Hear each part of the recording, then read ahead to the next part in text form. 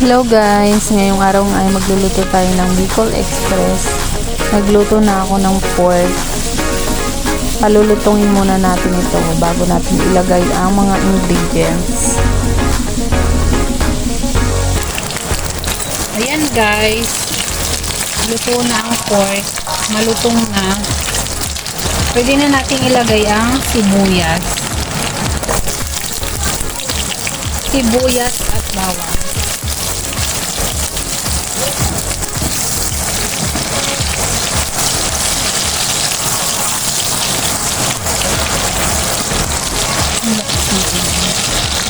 Ibuhos na natin ang unang gata.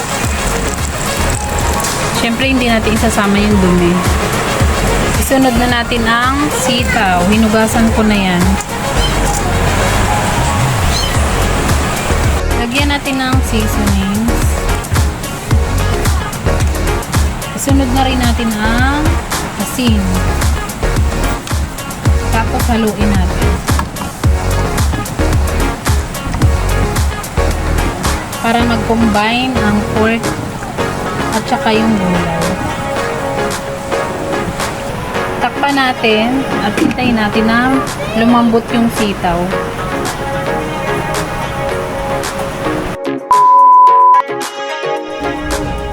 Pagkalipas ng ilang minuto, tingnan natin kung malambot na ang sitaw at saka ang pork.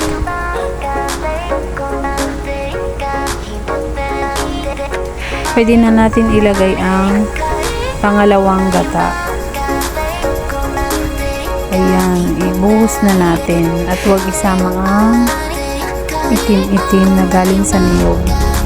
Haluin lang natin at ating pakuluan ng konting minuto. Nilagyan ko nga pala guys ng 3 sili. Ayan. Para mas masarap. Hintayin lang natin na kumunti yung sabaw. Tikman natin.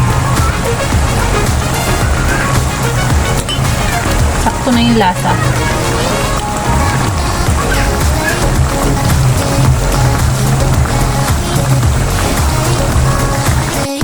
Ayan guys, luto na ang ating sitaw. Bicol Express. Uy, sarap. Kainan na. Thank you for watching. Don't forget to like, share, and subscribe. Bye!